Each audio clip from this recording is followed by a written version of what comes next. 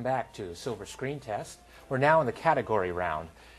Before the game started, the players selected the categories with which they'll play. Each category has 4 parts worth 2 points each, and we'll go through each player 3 times. Clarence, your first category is Frank Capra. Identify these movies he directed. Ronald Colman and Jane Wyatt star in this fantasy set in Shangri-La. That would be Lost Horizon. Yes. This political film, starring Katharine Hepburn and Spencer Tracy, shares its name with an annual speech required of the president. State of the Union. Mm-hmm. His last film from 1961 stars Bette Davis as a beggar who weaves a complex fantasy life for herself. I'll have to pass. That was A Pocket Full of Miracles. Capra directed the original starring Gary Cooper. It was remade in 2002 starring Adam Sandler. What was the title of the original? Meet John Doe. No, we're talking Mr. Deeds Goes to Town. Just called Mr. Deeds with Adam Sandler. So you got 2 right for 4 points. Puts you up to 5. Amy, your category is vehicles, so all these answers will be vehicles. The 1900 one-minute short, How It Feels to Be Run Over, attempts to convey the panic of an onrushing what coming at you? Ford. Car. Just need the car there.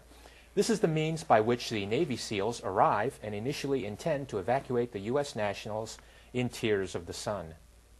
Jeeps. Taken by helicopter. According to the title of an Alfred Hitchcock thriller, it's where 2 people meet casually and discuss killing someone that the other person wants dead. That was On a Train, from Strangers on a Train. And it's what Warren Schmidt and his wife Helen intend to ride in their post-retirement adventure in the film about Schmidt. No, they were going to ride a Winnebago or mobile home. All right, Eric, you've got hookers, nuns, or other. It's a cliche in Hollywood that an actress can't win an Academy Award unless they play a hooker or a nun. Well, this is not literally true. There have been a disproportionate amount of hookers and nuns among Best Actress and Best Supporting Actress winners, even when compared to the population of Hollywood roles. So, given an actress in the film where she gave her Oscar-winning performance, tell me whether she played a hooker, a nun, or other. Charlize Theron in Monster. Hooker. Susan Sarandon in Dead Man Walking. None. Mira Sorvino in Mighty Aphrodite. Other.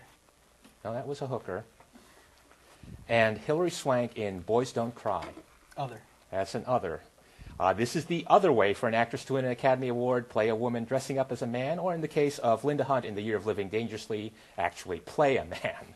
So you got 3 right there for 6 points, and that puts you to 10 total. Now, Clarence, The Cell 2000 movie.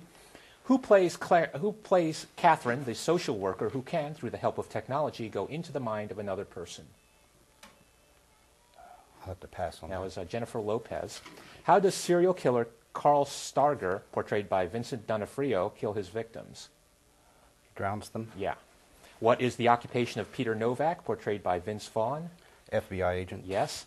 This song was based on Old English ditty and became a World War II favorite, a bit of silliness in difficult times. Carl Starger, the serial killer, sometimes spontaneously breaks into this song that makes fun of the way people slur their words. I'll have to pass. That was Mersey Dotes. Mersey Dotes, Dozy Dotes, Little Lambsy Divey. 2 right for 4 points, and that puts you up to 9.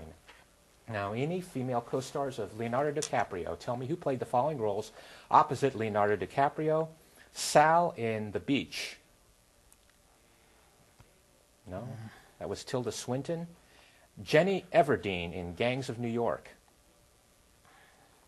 Jennifer Tillman. That was Cameron Diaz. Cheryl Ann in Catch Me If You Can. No, that was Jennifer Garner. Ava Gardner in The Aviator. Kate Blanchett. No, it was Kate Beckinsale. Kate Blanchett was Katharine Hepburn in that one. Back movies. Eric, identify the movies with the word back in the title. Mel Gibson stars as a criminal who wants exactly $70,000 worth of revenge. Payback. Based on a Victor Hugo novel, the story has been put on the screen several times, including a silent starring Lon Chaney Sr. and an animated Disney musical. The Hunchback of Notre Dame.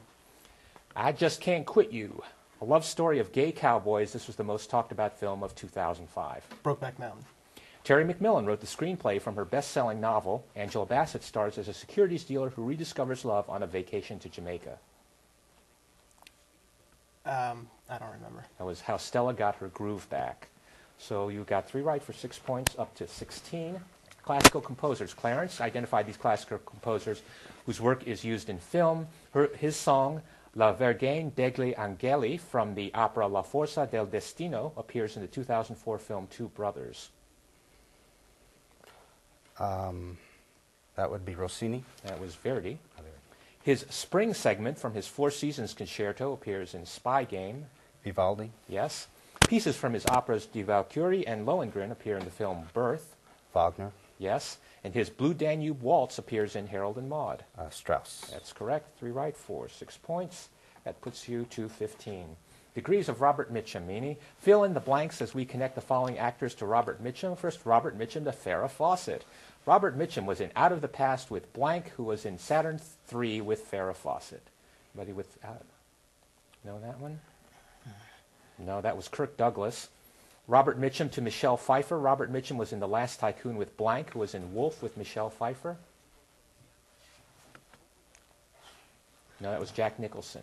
You'll receive 2 points each for filling in the blanks with movies as we connect Robert Mitchum to Woody Harrelson. Robert Mitchum was in blank with Juliette Lewis, who was in blank with Woody Harrelson. Know either of those movies? No. Cape Fear and Natural Born Killers, Juliette Lewis and Woody Harrelson. And finally, instrumental music for you, Eric. This 1962 hit by Booker T and the MGs has appeared on the soundtrack of Get Shorty, American Graffiti, and Striptease. Don't know. That was Green Onions. Old Boy, What Lies Beneath, and Tin Cup all contain selections from The Suite by Vivaldi. Don't know. That was Four Seasons. Had it a little bit there. The 2-note cello riff written by John Williams for the theme from this movie has usually been used humorously in such films as Airplane and Shark Tale. Jaws. Yes. And this theme from The Exorcist by Michael Oldfield has also appeared on the soundtrack of the motion pictures Black Christmas, Weird Science, and Saved. Tubular Bells. That's right. 2 right for 4 points puts you up to 20. And that'll end the category round. There's a category question for you at home. Stay tuned.